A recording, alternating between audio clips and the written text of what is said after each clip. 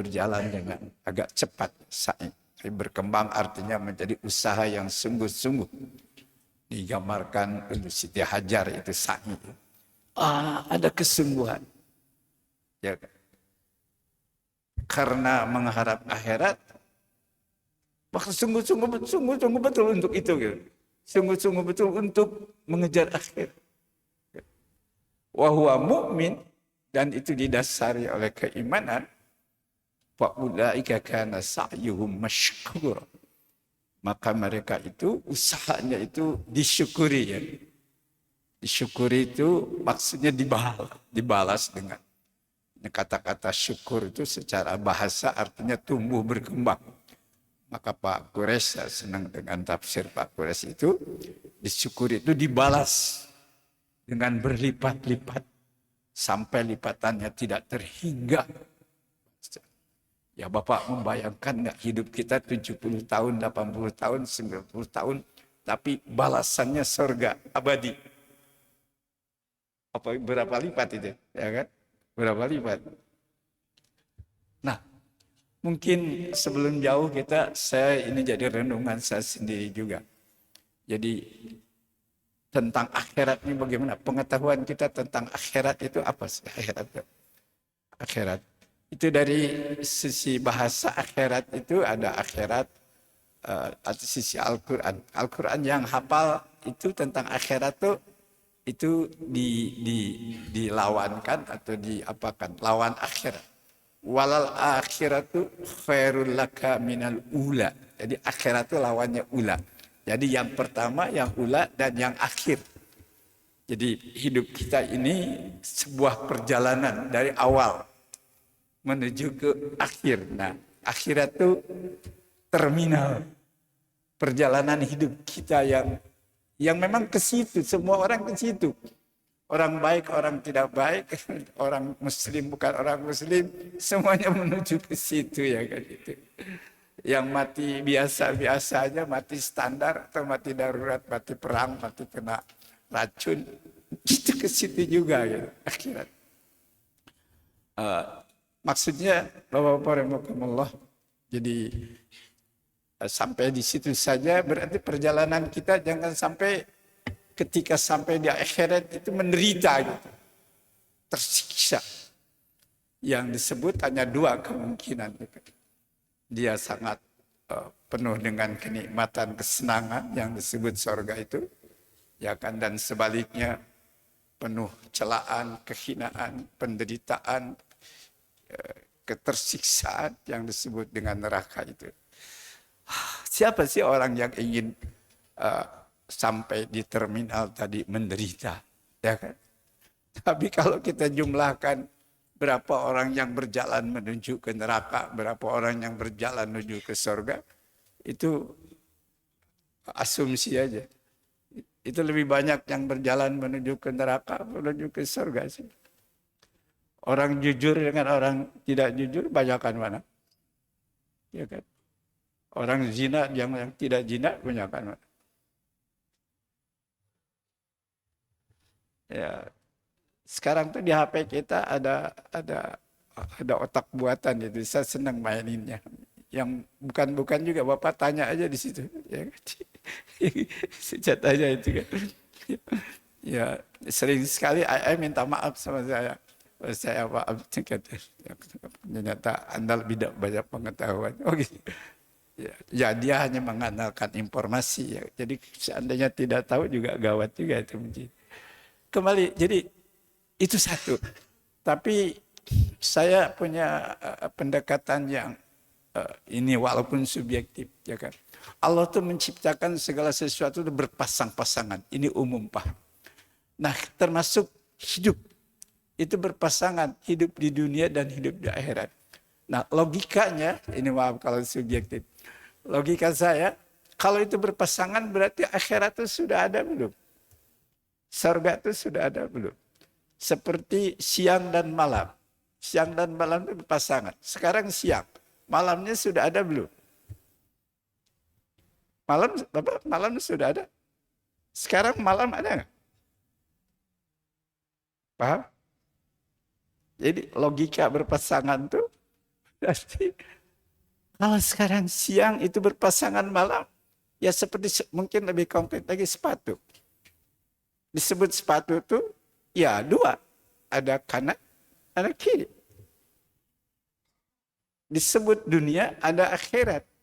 Nah, lanjutan dari sini, ya kan, bila saja kita sekarang di dunia berperilaku, mulai dari perilaku batin yang disebut niat, kemudian cara pandang, sampai ke action, sampai ke perilaku kita, itu demi yang di sebelah siang ini, demi yang di sebelah dunia ini, untuk akhirat itu nilainya, kata ayat yang tadi, itu nilainya artinya akan dibalas dengan berlipat ganda. Makanya Masya Allah Bapak, kalau kita lihatkan Padoilul A'mal namanya, keutamaan sebuah perilaku di sisi Allah. Ya kan? Misalnya Bapak berangkat ke masjid dari rumah, itu nilainya di sisi Allah. Tiap langkah itu dihitung sama Allah. Satu langkah dihitung menaikkan derajat. Ya kan? Dan satu langkah dihitung menghapus kekurangan kita. Nilainya.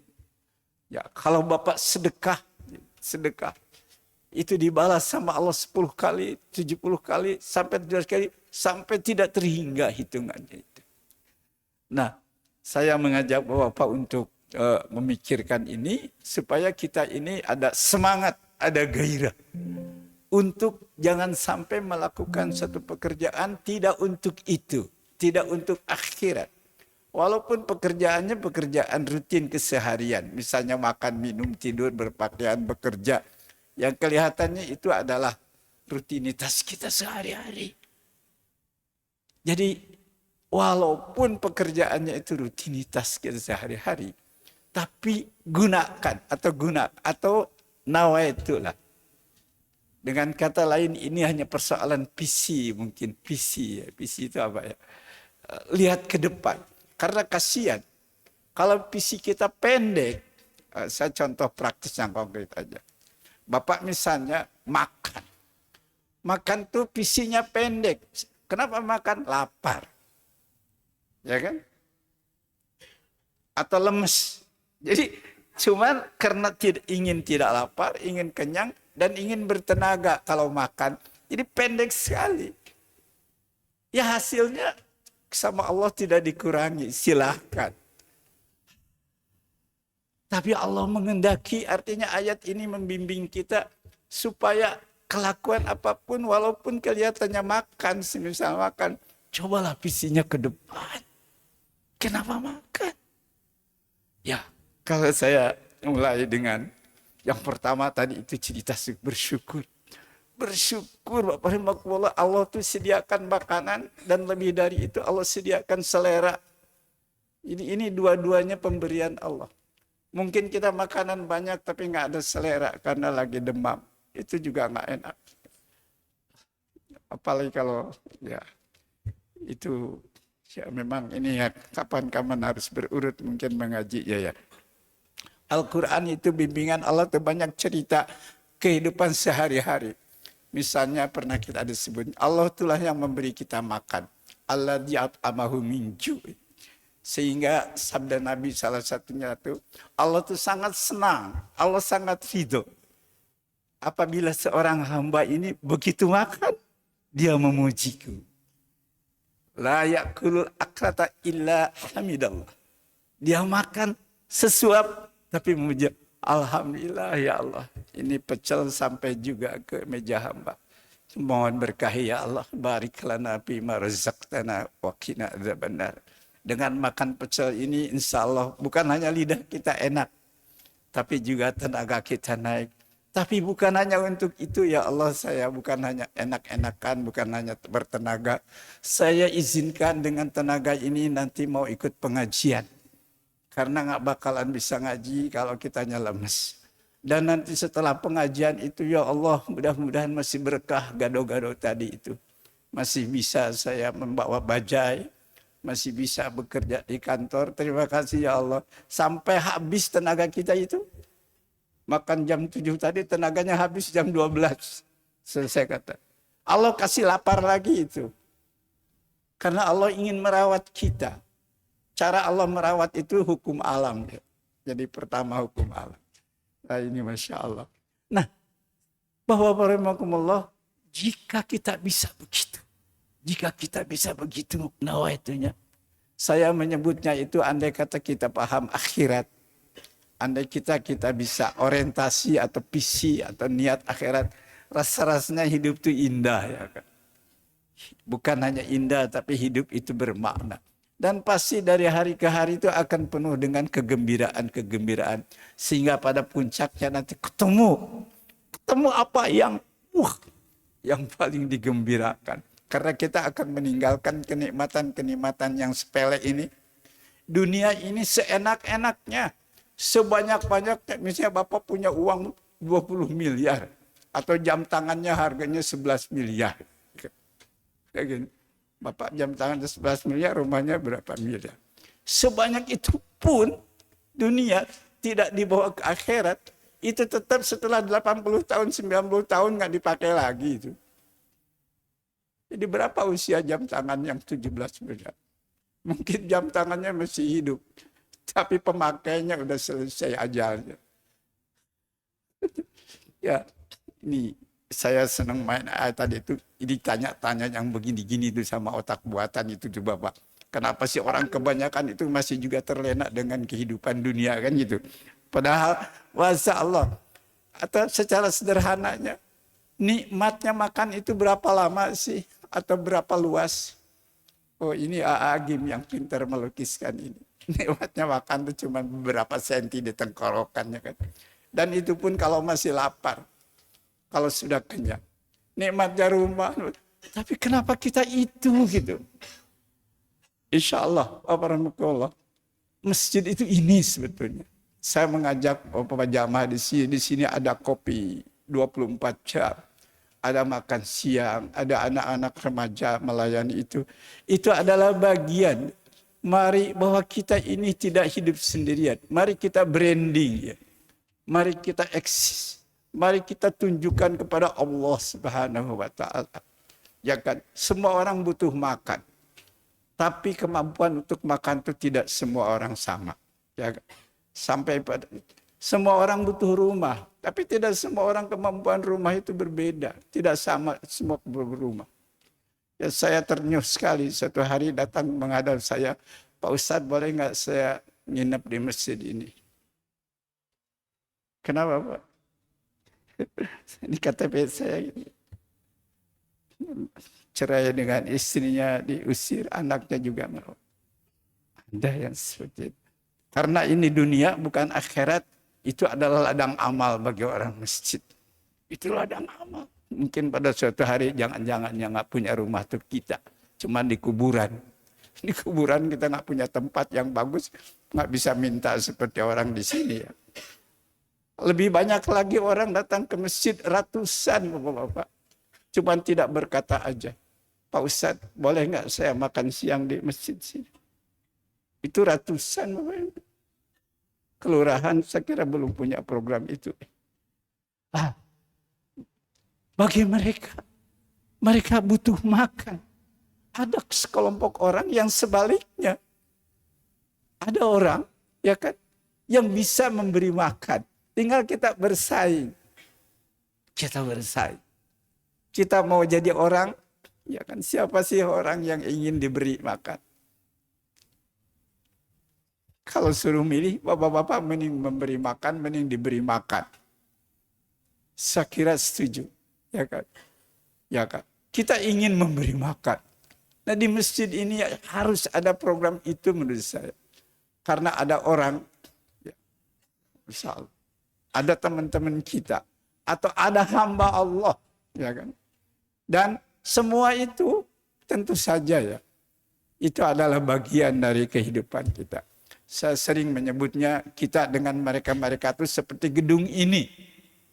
Seperti gedung ini, satu sama lain saling menguatkan, ya kan? Dari mulai tempat wudhu sampai ke mimbar, sampai ke genteng di atas, ini semuanya menguatkan menjadi bangunan ini. Nah, kita dengan jamaah semuanya itu adalah ibarat gedung ini. Marilah kita tempelkan dengan cara bagaimana sesuai dengan kemampuan. Kalau tenaga ya dengan tenaga. Kalau ilmu ya dengan ilmu. Kalau ada harta ya dengan harta. Kalau tidak ada itu semua, ada hati, ada perasaan, ada simpati, ada empati, ada doa, ada kegembiraan. Terima kasih. Kembali ayatnya, semoga ini bisa diulang nanti. Nanti Jumat depan saya ingin mempanjang bagaimana Allah membalas berlipat kebaikan kita. Yang kelihatannya sepele, hanya sedekah 10.000 misalnya. Insya Allah Jumat depan. Man aradal akhirata wa sa'alaha sa'yaha wa huwa mu'min wa ulaika kana sa'yuhum mashkura. Siapa orang yang menghendaki dari semua perilakunya itu ingin dalam rangka mendapatkan kehidupan di akhirat yang lebih menyenangkan, dan dia sungguh-sungguh memang untuk itu, wa sa'ala sa'ya wa huwa mu'min, dasarnya iman, faulaika kana sa'yu mashkura, maka mereka itulah yang usahanya betul-betul disyukuri, dibalas dengan berlipat ganda. Wallahu sadaqallahul azim, Allahul muwaffiq ila aqwamit thoriq. Terima kasih, mudah-mudahan insyaallah kita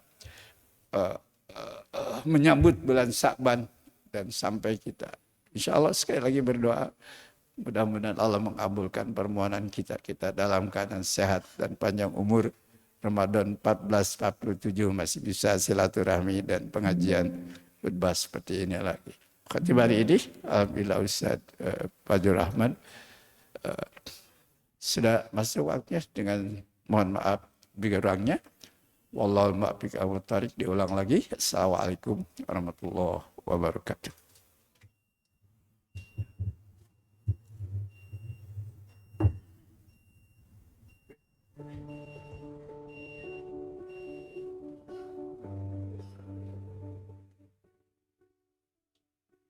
Jamaah yang dirahmati Allah, berikut informasi terkait infak Masjid Jami Yarsi periode 1 sampai dengan 22 Januari 2026. Penerimaan sebesar Rp30.048.985. Pengeluaran sebesar Rp36.092.332. Saldo sebesar minus Rp6.043.347.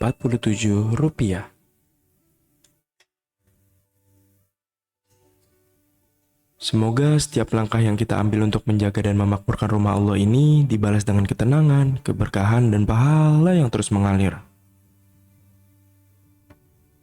Dan bagi jamaah yang ingin berinfak guna menutup pengeluaran tersebut, bisa dikirimkan ke rekening BSI dengan nomor rekening 715-057-1213 atas nama Masjid Jami Yarsi. Atau bisa juga melalui QR Code berikut ini.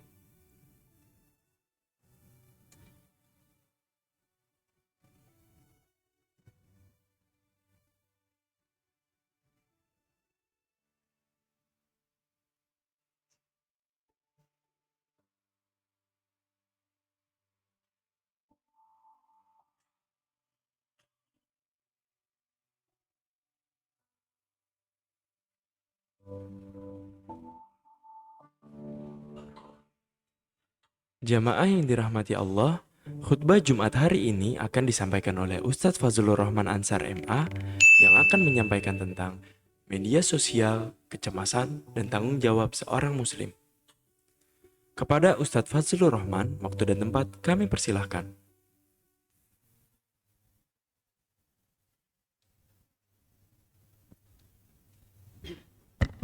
Assalamualaikum warahmatullahi wabarakatuh.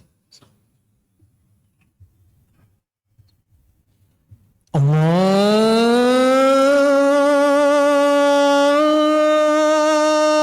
Akbar,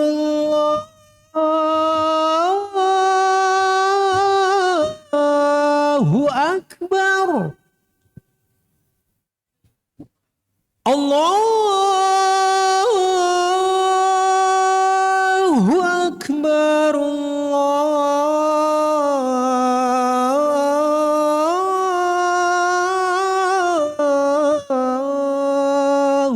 أكبر أشهد أن لا إله إلا الله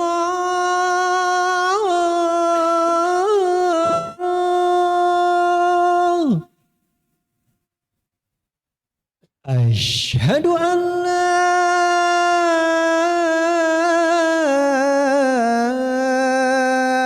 إله إلا الله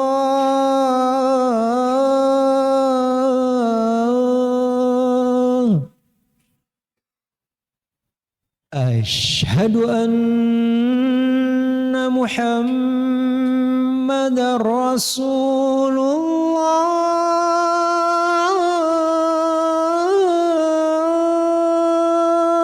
الله أشهد أن محمد رسول الله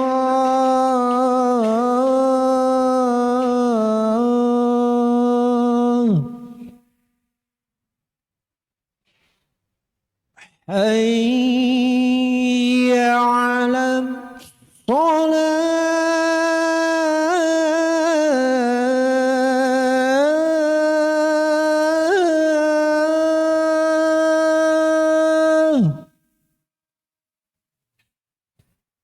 حي على الصلاة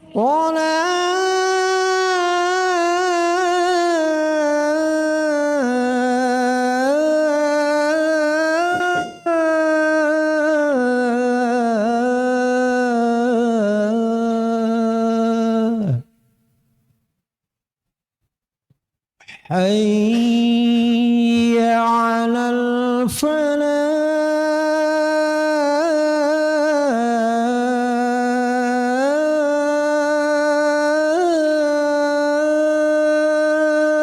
الفلاح حي على الفلاح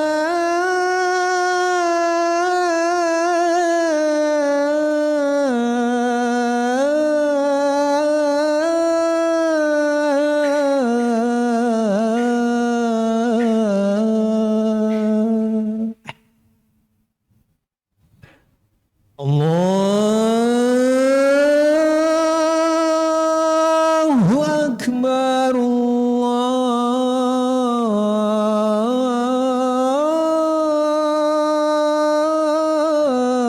الله أكبر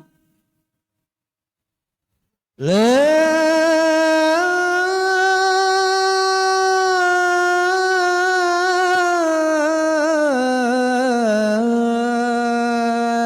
إله إلا الله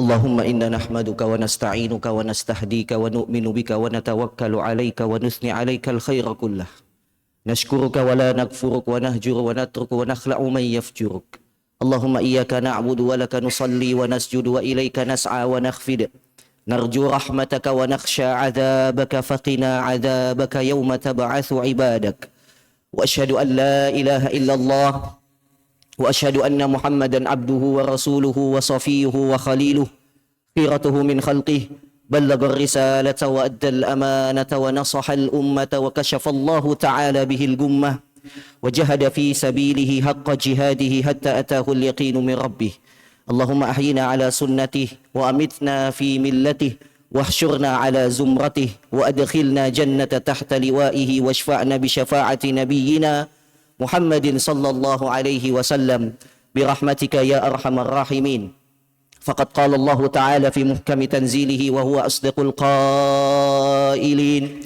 يا أيها الذين آمنوا اتقوا الله حق تقاته ولا تموتن إلا وأنتم مسلمون Ma'asyiral muslimin rahimani wa rahimakumullah.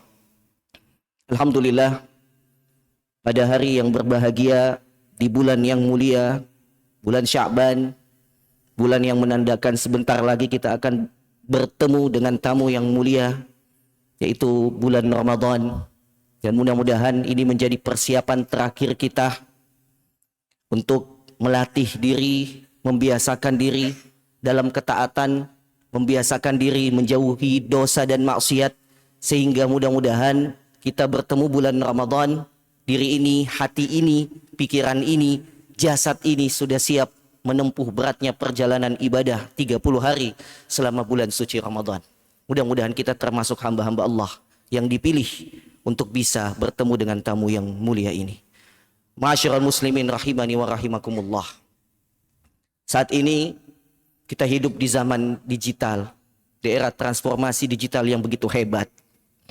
Tentu sebagai seorang muslim, dan tentunya Al-Quran sudah memberikan kita panduan berkehidupan untuk bisa menjalani semua tantangan kehidupan yang kita hadapi. Allah Subhanahu wa taala mengatakan, inna hadzal qur'ana yahdi lillati hiya aqwam wa yubasysyirul mu'minin. Sesungguhnya Al-Quran itu telah memberikan kepada kita pedoman, petunjuk hidup, hiya aqwam, yang bisa menyelesaikan segala problematika kehidupan kita, termasuk bagaimana kita hidup di zaman yang serba digital saat ini. Yang kita tahu media sosial telah menjadi bagian dari kehidupan kita. Dia memberikan banyak manfaat, kemudahan akses, kemudahan segala informasi yang mudah kita temukan. Tetapi satu sisi, dia juga membawa dampak negatif. Salah satunya adalah terkait kesehatan mental, berupa kecemasan, kegelisahan, rasa tidak cukup, dan tekanan batin. Jemaah yang dimuliakan Allah, mari kita melihat data. Yang pertama, Kementerian Kesehatan melaporkan pada tahun 2025, terdapat 3,4 juta remaja di Indonesia mengalami gangguan kesehatan mental yang ringan hingga berat. Dari jumlah itu sekitar 28% mengaku pernah mengalami gejala depresi akibat tekanan sosial di dunia maya. Begitu juga kecanduan media sosial ini, ya, terdampak yang paling banyak itu di kalangan Gen Z, yaitu 82%. Maka ini sungguh kita berada dalam tantangan kehidupan global yang sangat berat, karena kita hidup di dua dimensi. Dimensi sosial, kehidupan di media sosial, dan juga kehidupan di dunia nyata. Maka banyak sekali kejadian jemaah yang dimuliakan Allah, kasus akibat media sosial ini mengalami depresi, tekanan berat, dan lain sebagainya, hingga mereka membunuh dirinya, melukai dirinya, wal'iyadzubillah, bahkan mencelakai orang lain. Maka inilah yang kita tidak boleh abaikan. Sebagai seorang muslim, kita harus hadir menjadi solusi, menjadi orang yang memberikan ketenangan, bukan menjadi orang yang menjauhi masalah ini. Beberapa contoh kasus, ada seorang pemuda yang aktif di media sosial.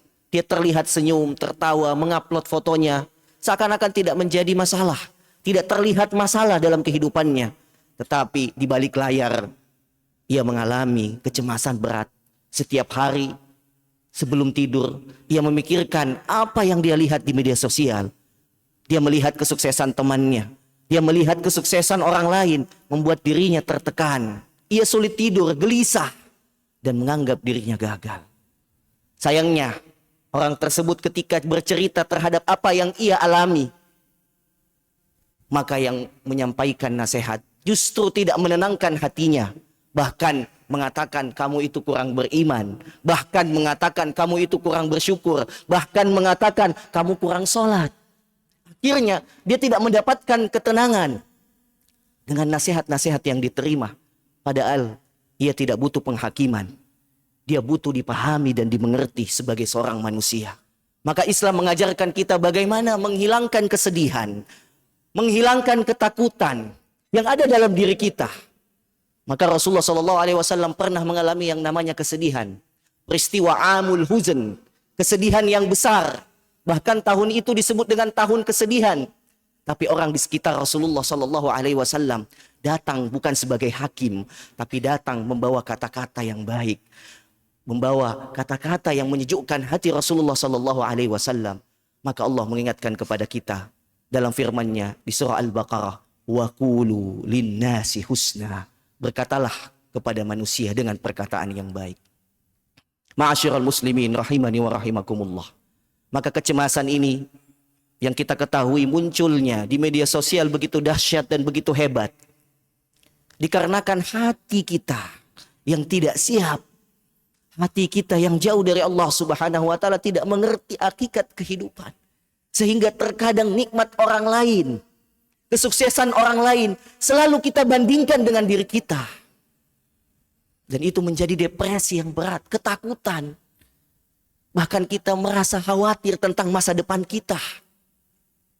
Maka Al-Quran dan dari Nabi Muhammad SAW mengajarkan kepada kita bahwa sifat manusia itu punya naluri, insting untuk ingin dipuji. Ingin menjadi bahan obrolan. Ingin dilihat, ingin dibanggakan. Inilah sifat manusia. Maka setiap unggahan komentar, tontonan, apapun itu, kita berharap di media sosial itu mendapatkan like, subscribe, dan lain sebagainya. Ingat bahwa media sosial memiliki manfaat di satu sisi. Dia bisa menjadi pintu masuknya kemaksiatan dan dosa. Allah Subhanahu wa taala berfirman, "Ma yalfidhu min qaulin illa ladaihi raqibun atid." Tidaklah satu ucapan yang diucapkan kecuali akan ada raqib dan atid, malaikat yang mencatat setiap ucapan kita, termasuk apa yang kita posting, termasuk apa yang kita banggakan di media sosial itu akan dicatat oleh malaikat. Raqibun atid. Maka kecemasan ini muncul dikarenakan kehidupan kita dalam keadaan ingin dipuji. Bahkan terkadang ketika tidak mendapatkan pujian, dia berasa minder terhadap dirinya sendiri. Maka Allah Subhanahu wa taala mengingatkan kepada kita bahwa hidup ini adalah fokusnya kepada diri sendiri. Islahun nafs wa islahul qulub. Yang pertama yang harus kita perbaiki adalah diri kita. Ya ayyuhalladzina amanu qu anfusakum wa ahlikum nara. Wahai orang yang beriman. Allah memanggil orang yang beriman. Qu anfusakum wa ahlikum nara. Jagalah dirimu. Allah memerintahkan kita dirimu, bukan diri orang lain. Itu bukan tanggung jawabmu.